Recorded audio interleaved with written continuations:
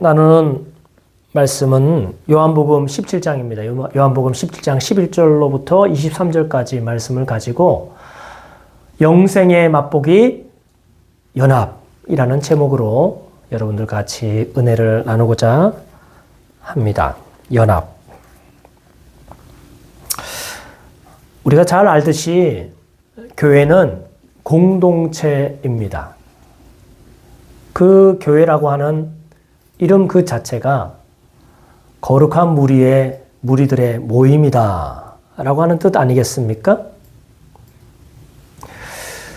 같은 신앙을 가지고 모이는 사람들의 모임이 교회라고 우리가 말하기 때문에 교회는 건물이 아니라 사람들의 모임, 다시 말해서 공동체, 관계를 통하여서 하나 되어진 공동체라고 볼 수 있습니다. 그래서 어떤 교회는 교회 이름에 영어 이름을 커뮤니티 철치라는 이름을 넣기도 합니다.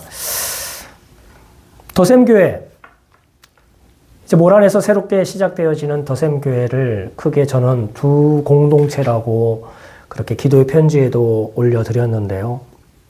네, 예배 공동체가 있죠. 예배로 하나 되어지는 모임. 이게 교회 아니겠습니까? 주께서 우리에게 주시는 그 놀라운 사랑과 구원을 감격하여서 하나님을 나의 하나님으로, 나의 주인으로, 나의 왕으로 온전히 그분께 감사와 그리고 찬양을 올려드리는 예배, 이 예배자들의 모임이 오늘 교회라고 말하는 것이죠. 예배를 혼자 드리는 것이 아니라 두세 사람이 함께 모여서 함께 우리 주 예수 그리스도의 이름 안에서 하나님의 그 크심을 노래하는 것. 이것이 교회이고 예배 공동체입니다. 또 하나는 샘터 공동체. 우리가 함께 그 주님의 은혜와 주님의 그 구원 안에서 함께 살아가는 공동체를 말하는 것이죠. 공동체는 다름 아니라 하나라는 뜻입니다. 그 뜻에서, 그 마음 안에서, 그 비전 안에서, 그 사랑 안에서 하나가 되었다라는 뜻에서 공동체, 공동의 몸과 같은 모임, 같이 공유하는 몸과 같은 모임, 공동체 아니겠습니까? 여러분들, 이 교회는 그런 의미에서 세상과 굉장히 구별이 되지요. 세상과 구별이 됩니다. 세상과 구별된다는 말은 세상은 공동체가 될 수 없다라고 하는 말입니다. 진정한 공동체가 될 수 없다. 왜냐하면 세상 안에는 여전히 분리와 단절과 그리고 원수 맺음과 격리, 이런 것들이 세상에 가득하기 때문에 그렇습니다. 분리와 단절이 일어나는 대표적인 증상이 뭡니까? 그것이 바로 전쟁 아니겠습니까? 국가 차원에서는 전쟁이 될 것이고, 그리고 개인 차원에서는 갈등과 싸움이 되며 단절이 될 것이며 격리가 될 것이며 분리가 되는 것 아니겠습니까? 이것이 지금 세상입니다. 세상이 점점 개인주의화 되어서 이웃과 이웃 사이가 단절된 지가 벌써 꽤 오래된 것 같습니다. 점점 분리되어지고 격리되어져 가는 세상 속에서 사람들은 굉장히 힘겨워하고 고통스러워하고 괴로워하는 것이 아닌가라는 생각이 들죠.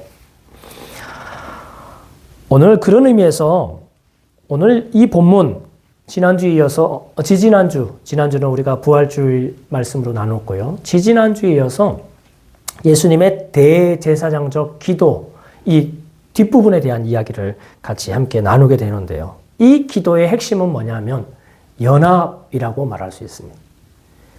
핵심 주제가, 예수님의 기도의 핵심 주제가 연합이다 라고 말하고 있어요. 11절 같이 한번 볼까요? 11절.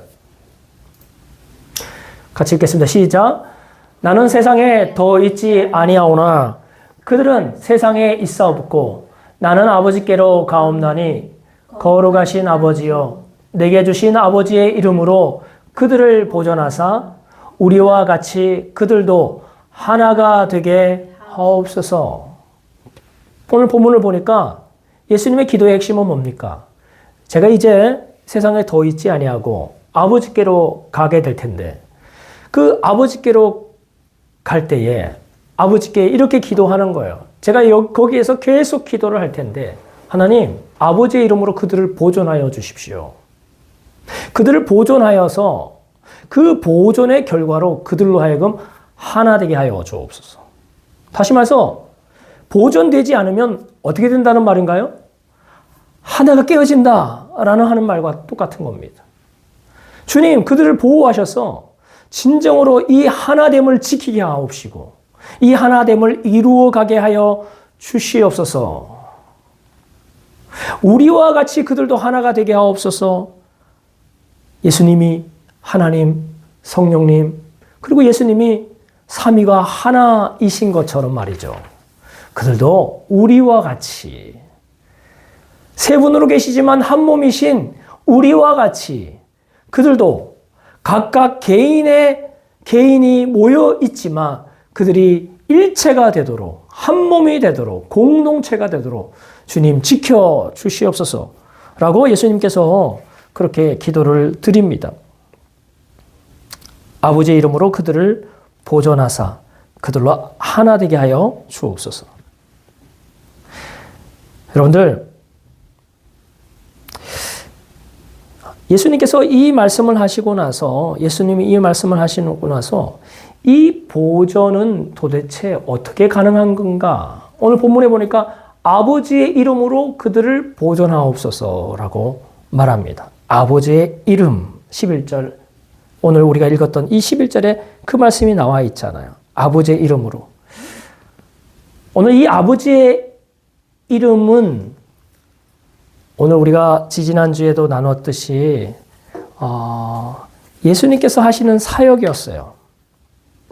예수님께서 이 땅 가운데서 하시는 아주 중요한 사역 중에 하나가 뭐냐면 세상 사람들 중에 하나님 나에게 주신 사람들에게 내가 아버지의 이름을 나타내었나이다 라고 말했습니다. 예수님이 사람들은 도무지 하나님에 대해서 무지하였고 하나님을 안다고 하여도 그들이 가지고 있는 종교성으로 하나님을 크게 왜곡하였습니다. 하나님을 왜곡되이 하나님을 알고 있던 그들에게 예수님이 오셔서 하신 일은 뭡니까? 하나님을 온전히 그들 가운데 드러내시는 일이었어요. 나타내시는 일이었어요.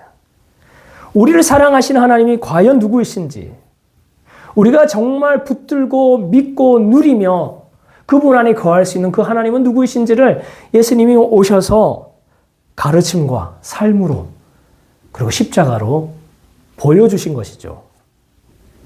그래서 예수님은 하나님에 대한 완전한 계시이시다. 하나님을 온전히 계시하시는 분으로 이 땅에 세상 끝날에 오신 것이다. 예수님을 보면 그러면 하나님을 온전히 볼 수 있는 거예요. 예수님을 보고서도 우리가 하나님을 부족하게 볼 수가 없습니다. 자, 그런 의미에서 예수님이 이 땅에 오셔서 하나님을 나타내시는 일을 하신 거예요. 하나님을 나타내실 때에 하나님의 이름을 나타내셨다라고 말합니다. 하나님의 이름 안에 하나님이 누구이신지, 하나님의 성품과 그리고 하나님의 하시는 일이 무엇인지가 그 이름에 드러난 줄 믿습니다. 하나님께서 모세 시대 때 모세에게 이렇게 말씀하셨어요. 내가 전에는 내 이름을 이렇게 드러내지 않았지만 이제는 내가 너희에게 내 이름을 다시 너희들에게 드러내는데 나는 여호와로라. 여호와로라. 이렇게 말씀하셨거든요. 이 여호와라고 하는 하나님의 이름은 뭡니까? 네, 하나님은 하나님이 계획하신 것을 온전히 이루시는 하나님, 하나님의 기쁘신 뜻대로 그 일들을 온전히 이루시는 하나님, 언약을 성취하시고 이루시는 하나님이라는 의미가 그 여호와라고 하는 이름 안에 있는 겁니다. 누구로 인하여서 하나님이 변경되거나 결정되지 않으십니다. 종교는 어떤 겁니까? 신을 조종하는 것이 종교 아니겠습니까? 지성이면 감천이다 사람들이 말합니다. 이것은 종교성에서 나오는 사자성어 아니겠습니까? 그 신을 믿는 추종자가, 신봉자가 지극정성으로 신에게 예배를 드리거나 신에게 예물을 드리면 그 하늘에 있는 그 신이 감동을 받는다. 그래서 그 전에 베풀지 않았던 큰 선물을 베푼다. 복을 베푼다. 이게 지성이면 감천이다는 말 아니겠습니까? 다시 말해서 신이라는 존재는 인간이 하기 나름이다. 내가 어떻게 하면 나에게 화를 냈다가 내가 어떻게 하면 나에게 호의를 베푼다. 이게 종교입니다. 근데 여호와라고 하는 이름은 뭡니까? 나는 스스로 있는 자다. 나는 무엇으로 인하여서 나의 계획과 생각과 나의 태도를 바꾸는 자가 아니다. 라고 하는 말입니다. 하나님께서 인생을 향하여서 구원을 약속하셨어요. 아브라함에게 하나님께서. 그러니까 큰 민족을 너에게 주고. 그리고 이 너희가 보이는 모든 땅을 내가 약속으로 주리라. 하나님께서 약속을 하셨어요. 그것은 아브라함이 잘했기 때문에 주신 것이 아니라 하나님의 계획이셨습니다. 근데 하나님께서 마침내 그 계획을 언제 이루십니까? 그 백성들이 하나님을 잘 믿을 때 이루신 게 아니고 그들이 430년 동안 고통하고 원망하고 아무도 그들을 돌아보지 않을 그때에 하나님에 대한 신앙이 전혀 발견할 수 없는 그때에 하나님께서 모세를 들어서 그 백성들을 구원하시고 나서 모세에게 하나님께서 당신의 이름을 여호와라고 나타내신 줄 믿습니다. 여호와의 이름 안에는 하나님이 누구이신지, 하나님이 우리를 어떻게 생각하시는지, 우리를 앞으로 어떻게 인도해 가실 것인지에 대한, 그리고 마침내 하나님의 그 계획 가운데 택함받은 백성들인 우리를 하나님께서 어떻게 구원하시며 온전케 하실 것인지에 대한 그 모든 내용들이 그 이름 가운데 드러나 있는 것이죠. 이것을 어떻게 알 수 있습니까? 우리 14절 한번 같이 볼까요? 14절. 시작. 내가 아버지의 말씀을 그들에게 주어 싸움에 세상이 그들을 미워하여 싸우니 이는 내가 세상에 속하지 아니함 같이 그들도 세상에 속하지 아니함이니이다. 네. 그들에게 하나님의 이름은 어떻게 나타납니까? 예수님이 그들에게 아버지의 말씀을 전한 것이었어요. 하나님의 말씀을 하나님께서 말하라고 하신 말씀, 그 말씀을 예수님이 그 입술에 담아서 그 제자들에게 하나님께서 자기에게 맡기신 자들에게 가르치시고 선포하신 줄 믿습니다. 14절뿐만 아니라 17절을 한번 볼까요? 17절에 보면은 또 이렇게 말합니다. 그들을 진리로 거룩하게 하옵소서. 아버지의 말씀은 진리니이다 라고 말합니다. 하나님의 말씀 진리를 가지고 그들을 거룩하게 하옵소서. 하나님의 말씀으로 하나님을 나타내실 뿐만 아니라 그리고 하나님의 백성들을 거룩하게 구별하신다 라고 말씀하시는 것이죠. 말씀을 통하여서 이루는 겁니다. 여러분들, 거룩하다라는 것은 세상과 구별되다라는 뜻 아니겠습니까? 그죠? 아까 제가 처음에 얘기했잖아요. 하나님께서 세우시는 것은 공동체다. 하나가 되는 공동체다. 세상은 어떻다? 세상은 분리와 단절과 원수 매점과 전쟁이 가득한 곳이 세상이다. 형제와 형제끼리 다툼이 있고 부모와 자식 간에 가장 하나 되어야 될 가정 안에서 깨어짐이 너무나 너무나 점점 만연해지는 것이 세상이다. 지금 우리나라가 가정이 깨어진다, 가정이 깨어졌다는 말을 한 지는 꽤 된 것 같습니다. 벌써 한 30년, 40년 정도 전부터 가정에 위기가 왔다라고 하는 이야기들을 사람들이 많이 하곤 했습니다. 저희가 살고 있는 이 지역은 어떻습니까? 성남은 어떻습니까? 네. 성남이라는 지역도 굉장히 이혼율이 높은 지역 중에 하나가 아니겠습니까? 한부모 가정이 굉장히 비율이 높은 가정. 여러분, 이런 깨어진 가정들이 많은 시대 아닙니까? 그런데 교회는 어떠해야 됩니까? 하나 되는 것이 교회다. 공동체가 교회다. 그러니 교회는 세상으로 볼 때는 굉장히 구별되어 보여야 하는 것이죠. 교회는 세상과 구별된 곳, 모임. 그래서 거룩한 모임이에요. 구별이 되는 거거든요. 하나님을 닮은 거거든요. 삼위일체 하나님과 같은 그러한 관계가 형성되는 곳이 교회인 줄 믿습니다. 근데 그것이 어떻게 가능하다고요? 진리로 그들을 거룩하게 할 것이다. 다시 말해서 진리로 하나님의 말씀으로 그들을 어떻게 한다는 걸? 연합하게 할 것이다. 하나 되게 할 것이다. 라고 주님이 말씀하신 것이죠. 예수님께서 이 땅 가운데 있는 동안 내가 아버지의 말씀을 그들에게 주었습니다. 라고 말했던 것은 아버지의 말씀을 통하여서 하나님의 이름을 드러내므로 그들을 하여금 연합하게 하신다라고 하는 것이죠. 여러분들, 이 하나님이 하나님의 이름 가운데 나타나여져 있는 아주 신비로운 하나의 특징 중에 하나가 뭐냐면 삼위일체가 아니겠습니까? 하나님이 누구이신가? 하나님은 한 분이시지만 세 분으로 계시는 것 같다. 이것이 성경에서 말하고 하는 신비에 가까운 교리 아니겠습니까?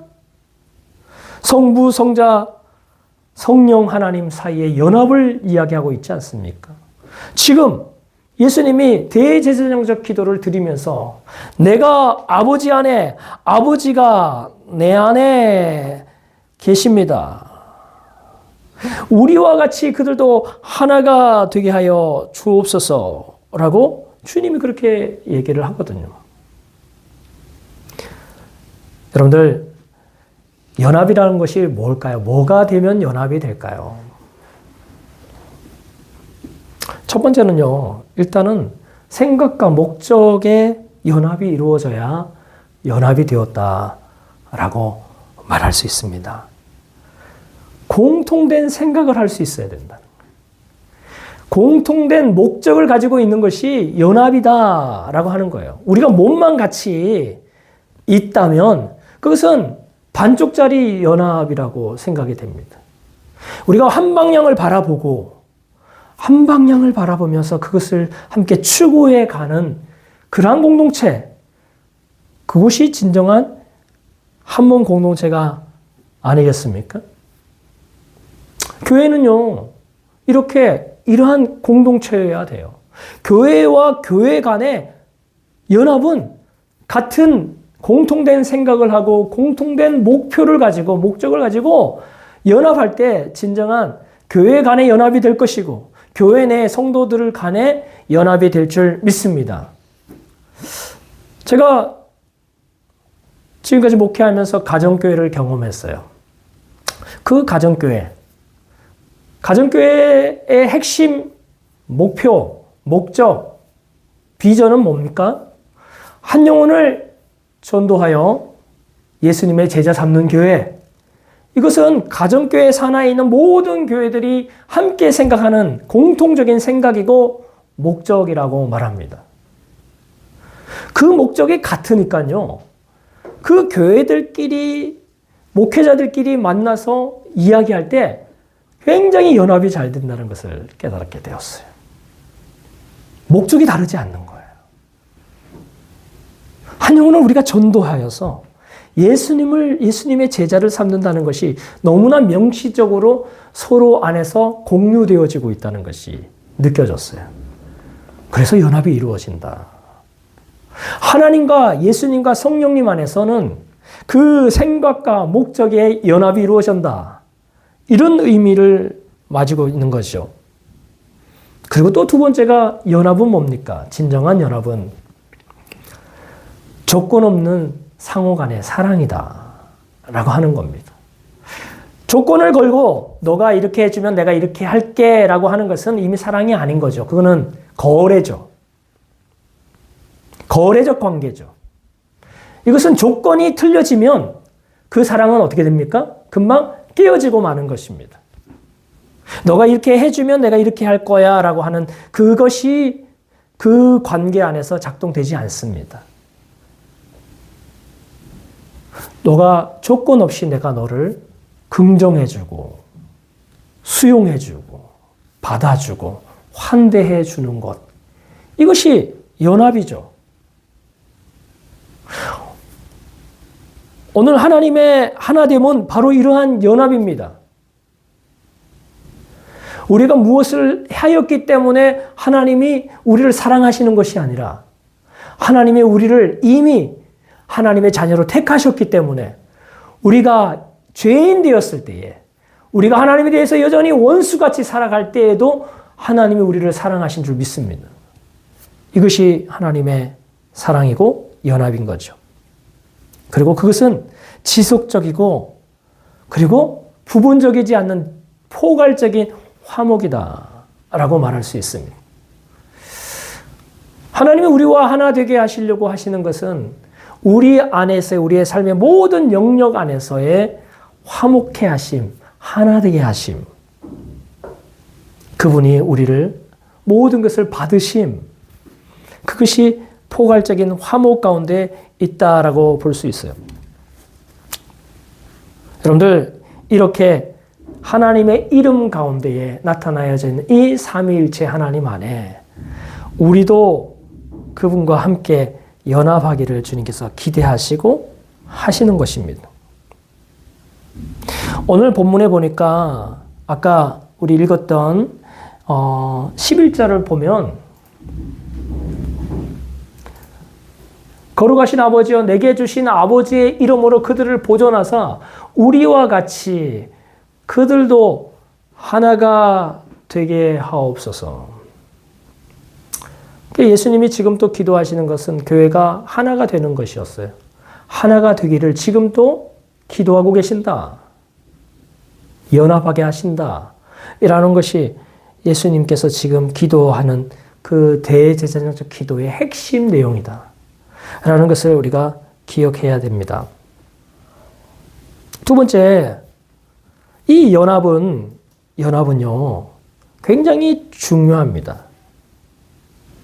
여러분들 이 연합을 위해서 여러분들 우리가 어떻게 되냐면 거룩하여지는 것이죠. 17절 한번 같이 볼까요? 아까 우리 읽었던 거지만 다시 읽어보겠습니다. 시작. 그들을 진리로 거룩하게 하옵소서. 아버지의 말씀은 진리니이다 라고 말했어요. 하나님의 말씀을 통하여서 우리를 주님께서 거룩하게 구별하십니다. 연합을 한다는 말은 조건 없이 그들을 수용하고 그리고 함께 한 마음과 한 뜻으로 한 방향을 바라보면서 그리고 계산적이거나 부분적이지 않는 포괄적인 화목으로 한 가족으로 그들을 품어가는 그것은 다름 아니라 거룩하게 되는 것이다. 그것이야말로 거룩하여진 성화다. 성화의 핵심은 이렇게 연합을 통하여 이루어지고 있는 것이다. 라고 말하는 거야. 어떤 사람이 굉장히 거룩해 보이는데 관계가 끊어지는 사람 있죠. 굉장히 새벽기도 열심히 하고 목소리는 굉장히 거룩한 보이스로 말을 하고 그죠? 또 신령한 노래를 부르고 막 그런 것 같은데 이 사람 주변에 사람이 없어. 관계가 깊지 않아. 혼자 외톨이처럼 서 있어. 이렇다면 그 사람의 성화를 우리 다시 한번 살펴볼 필요가 있다 하는 말이죠. 왜냐하면 하나님은 그렇지 않거든요. 성화가 뭡니까? 거룩하여져 가는 거죠. 그죠? 다시 말해서 하나님을 닮아가는 게 성화거든요. 근데 하나님이 그렇게 혼자 고립되어 있거나 단절되어 있거나 원수 맺으시거나 그러지 않으시거든요. 그런 의미에서 연합은요, 성화를 반드시 동반한다. 성화는 연합을 동반한다. 라고 우리가 이해할 수 있는 것입니다. 여러분들, 우리가 성화되어지면 있잖아요. 우리가 이렇게 연합하는 사람으로 점점점 변화되기 시작할 때에 우리가 무엇을 잘할 수 있습니까? 우리는 굉장히 잘 섬길 수 있는 사람이 되는 거예요. 세상을 잘 섬길 수 있는 사람이 되는 거예요. 공동체를 굉장히 잘 섬길 수 있는 사람이 되는 겁니다. 다시 말해서 섬김을 위한 성화. 우리가 성화가 되었다는 말은 이 사람은 잘 공동체를 섬기고 잘 연합하는 것에 준비가 되어져 가는 것이다 라고 볼 수가 있습니다. 하나님을 닮아가기 때문에 그렇죠. 하나 되는 일에 아주 잘 준비되어진 사람이기 때문에 그렇습니다. 여러분들, 이러한 연합은요, 예수님께서 공동체를 연합하게 하셨어요. 이 기도는요, 교회가 아직까지 태동되기 직전 아니겠습니까? 근데 예수님께서 이렇게 말씀하시는 거예요. 이제 내가 아버지께로 가었고, 이제 아버지께로 가면 그들을 떠나게 될 텐데, 주님, 아버지의 이름으로 그들을 보존하여 주시고, 그들로 하나 되게 하옵소서. 이 말은 무슨 말입니까? 주님, 교회를 세워 주십시오. 공동체를 세워 주십시오. 진짜 내 이웃을 내 몸같이 사랑하는 한몸 공동체를 주님 세워 주십시오. 라고 하는 기도를 지금도 드리고 계시고 그 일을 위해서 지금도 일하고 계시고 역사하고 계신다라는 것을 보게 됩니다. 교회는요, 교회가 이 땅 가운데 존재하는 목적은 뭡니까? 복음을 전하는 자들이거든요. 만민에게 복음을 전파하는 게 교회의 사명인 줄 믿습니다. 교회의 존재의 목적은요, 모든 족속으로 제자를 삼아서, 그죠? 모든 족속으로 제자를 삼아서 그들로 하여금 하나님의 사람으로, 하나님의 제자로 서도록 하는 것이 교회가 이 땅 가운데 존재하는 목적이다 하는 거예요. 그런데 그때 가장 그들로 하여금 하나님을 증거하는 가장 탁월한 방법이 연합입니다. 우리 21절 한번 같이 볼까요? 같이 읽겠습니다. 시작. 아버지요, 아버지께서 내 안에, 내가 아버지 안에 있는 것 같이 그들도 다 하나가 되어 우리 안에 있게 하사 세상으로 아버지께서 나를 보내신 것을 믿게 하옵소서. 이렇게 했어요. 지금 그들도 내가 아버지 안에, 내가 아버지께서 내 안에 있는 것처럼 오늘 그들도 우리 하나님의 그 삼위일체의 연합 가운데 하나가 되게 하셔서 예수님 안에서, 하나님 안에서 그들이 공동체를 이루기 시작하면 이제 세상이 믿게 될 것입니다. 진정한 사랑의 공동체, 진정한 연합 공동체를 세상 사람들이 그리워할 것이며 흠모할 것이며 거기에서 하나님의 사랑과 연합을 보게 될 것이고 발견하게 될 것입니다. 내게 주신 영광을 그들에게 드러나게 할 것입니다. 라고 하시는 것이죠. 여러분들, 가장 탁월한 전도가 뭡니까? 교회가 연합하는 거예요. 교회가 서로 통용하고 서로 돌아보고 남을 나보다 낮게 여기고 사랑할 때에 세상에서는 구별된 소금이 되는 것이고, 그리고 어두운 세상에서는 빛과 같은 존재로 공동체가 세워질 줄 믿습니다. 이러한 관계를 주님께서 이루시고자 교회를 세우신 것이죠. 그래서 세상으로 하여금 선교적 공동체로, 하나님을 증언하는 증인 공동체로 그렇게 세우시는 데 있어서 가장 핵심적인 요소가 뭡니까? 교회 안에서의 연합이다 라고 말할 수가 있습니다. 이제 말씀을 맺도록 하겠습니다. 이렇게 연합은 세상과 구별되는 모습이에요. 구별되는 모습이고, 이 구별된 모습을 통하여서 세상을 섬기게 될 것이고, 그리고 하나님의 삼위일체 하나님을 세상 가운데 드러나게 할 것이고, 그들을 전도하게 될 것이다 라고 말하는 것이죠. 근데 우리가 현실을 바라보면, 여러분들 현실을 바라보면 이러한 이 연합이 참으로 쉽지 않은 것을 보게 됩니다. 교회 안에서 진정한 하나됨인 줄 알았는데 조금 자세히 보니까 다 거기에는 거래 관계였던 것도 볼 수 있고, 적당한 거리 안에서 서로 그들이 나에게 필요하니까 그냥 연합한 정도의 연합으로 머무를 때가 많습니다. 사실 그러한 정도의 연합은 세상에도 얼마든지 있거든요. 동아리, 그죠?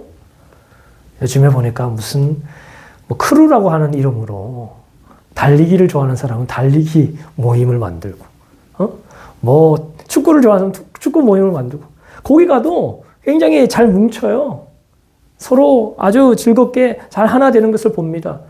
그러니까 세상에서 말하는 그러한 거래적 관계, 그러한 계산적 관계, 그래서 뭔가 계산이 맞아떨어져서 이 모임은 나에게 도움이 되겠다, 저들은 나에게 필요하겠다라고 하는 정도로 맺어지는 그 동아리나 공동체와 교회 공동체가 거반께 다르지 않다는 것을 사람들이 깨닫게 되는 순간부터 교회는 진정한 공동체로 보여지지 않아요.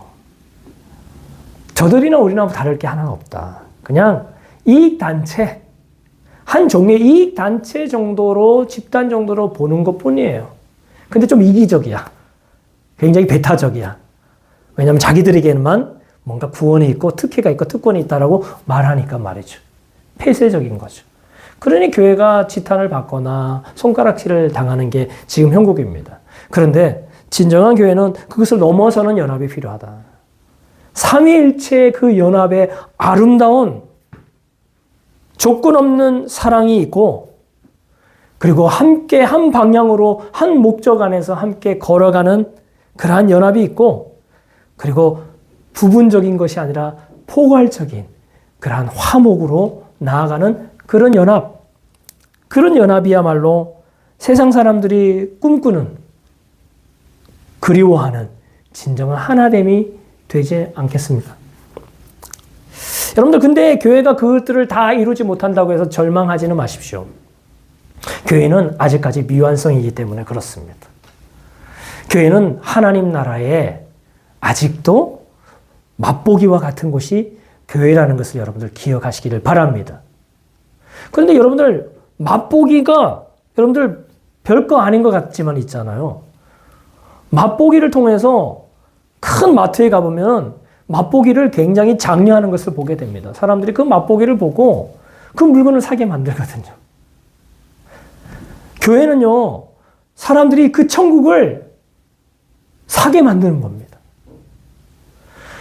천국에 가면 이것이 지금보다 부분적이지 않고 완전하게 이루어지는 공동체가 될 거라는 기대감으로 천국을 꿈꾸게 만들고, 그리고 그 길을 걸어가게 만드는 것이 교회인 줄 믿습니다.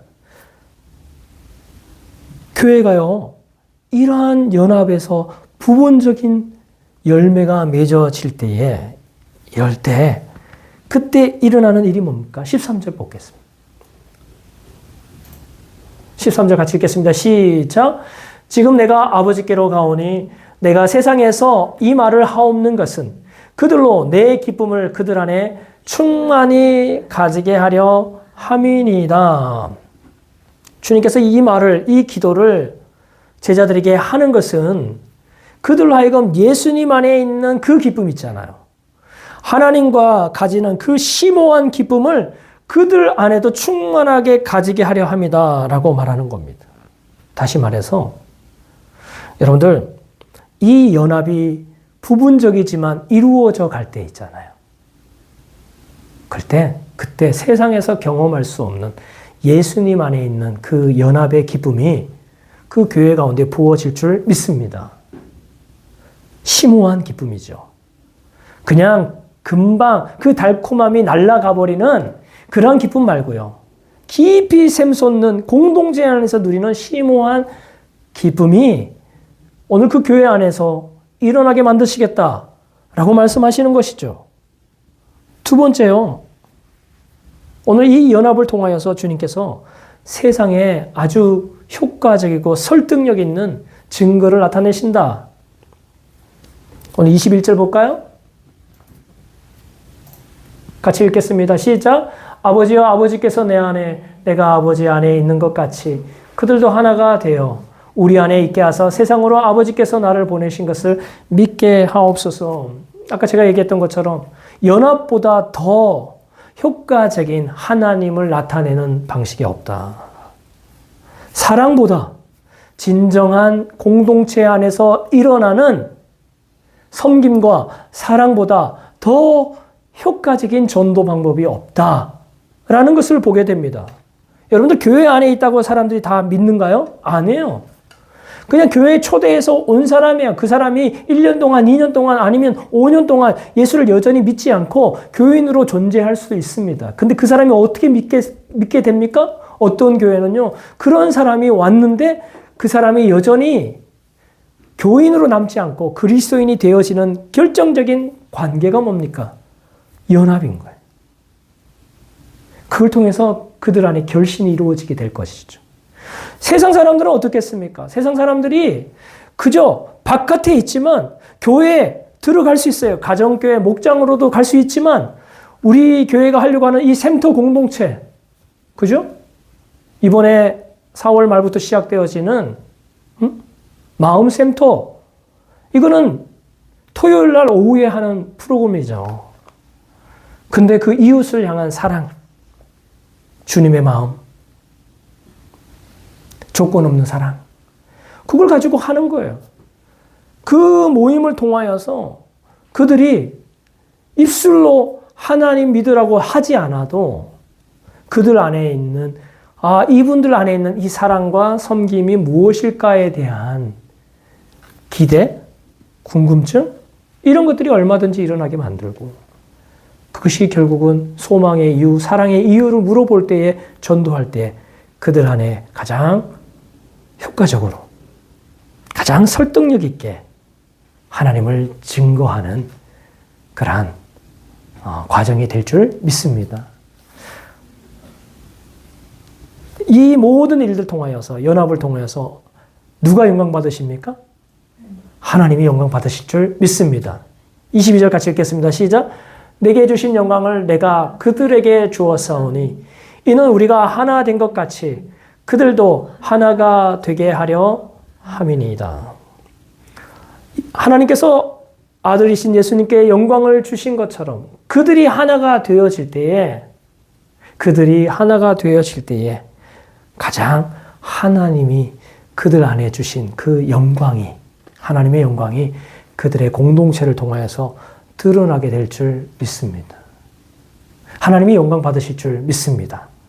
하나님의 참사랑, 하나님의 그 신실하신 사랑, 조건 없는 사랑이 거기에 있는 공동체의 모든 사람들에게 드러나서, 그죠? 하나님께 온전히 감사와 영광을 올려드리는 그런 교회 세워질 줄 믿습니다. 오늘 두샘교회가 이러한 교회 되어져서 그렇게 연합하는 그러한 공동체로 하나님께 영광 돌리는 귀한 더샘 공동체 되기를 예수 그리스도로 축복합니다. 아멘.